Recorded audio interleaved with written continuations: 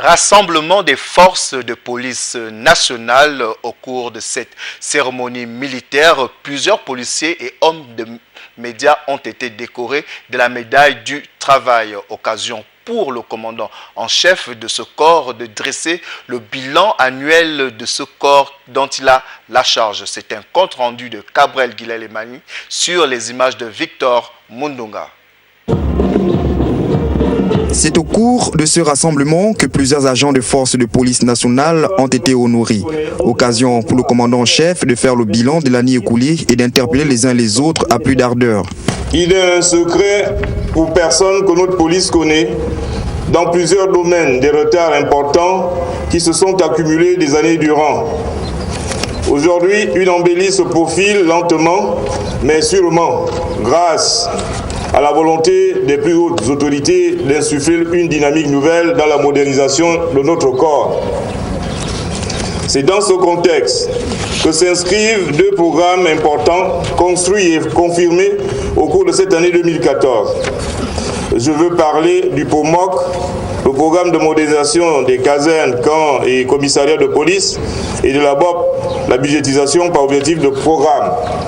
Une police plus performante, plus proche des citoyens, œuvre difficile mais souhaitée par le commandant-chef de force de police nationale. Ce chemin, c'est la modernisation de notre police, dont le premier signe que j'ai voulu patent a été la création de 3 districts de sécurité à Libreville, pour assurer une présence policière permanente 24 heures sur 24 et 7 jours sur 7. À l'intérieur du pays, un renforcement de la présence policière est en train de se faire par le détachement d'un contingent de 150 policiers à Port-Gentil depuis juillet dernier, 50 à Franceville. Dès le début de l'année 2015, d'autres localités verront une augmentation de leur effectif policier. Redoublons de maturité, de dynamisme, d'esprit de corps, de professionnalisme, de dévouement à la cause de notre institution. Je ne voudrais plus voir des gens qui, au mépris de la déontologie et de l'éthique professionnelle, se dévoient sur la voie publique pour faire des raquettes qui se distinguent par une agressivité à l'endroit de leurs homologues des autres forces.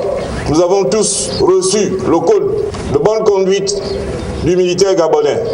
Soulignant qu'au cours de cette cérémonie, plusieurs agents de la communication ont été décorés pour leur service rendu à la police nationale, dont un agent de Gabon Télévision.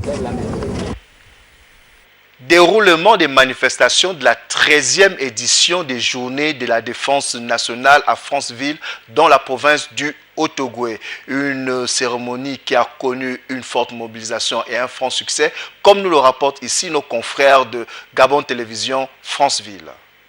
L'événement a connu également un franc succès dans le Haut-Ogooué. Les forces de défense et de sécurité n'ont pas dérogé à la règle. Les militaires de la base 02, en passant par la gendarmerie nationale, les sapeurs-pompiers, rejoints par la sécurité pénitentiaire. Tous se sont mis ensemble pour marquer d'une pierre blanche cette commémoration qui a démarré par des actions civiques, notamment le nettoyage des abords et bien sûr des couches de peinture sur la barrière de la résidence du gouverneur du Haut-Ogooué. Avant, la messe d'action de grâce qui s'est déroulée à la cathédrale Saint-Hilaire, au cours de laquelle les curés officiants ont invité les forces de défense à une solidarité et au respect des institutions établies. La dernière journée a été marquée par des expositions au quartier Poto-Poto pour montrer à la population les métiers des forces de l'ordre, cela dans le cadre des principes soutenus par le chef de l'État, son Excellence Ali Bongo Ndimba, à savoir les principes armée-nation. Les jeunes ont été également informés sur les débouchés pouvant leur ouvrir les portes des différents corps d'élite. Lieutenant Massala de la base 02 de Mbengue. C'est le concept armée-nation prôné par le président de la République qui veut que les armées s'ouvrent à leur population.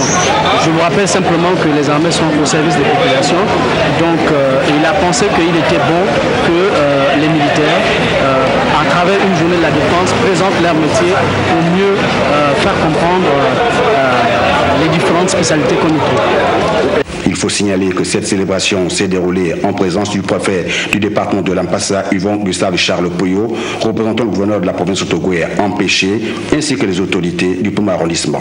Rendez-vous a été pris pour la 14e édition en 2015.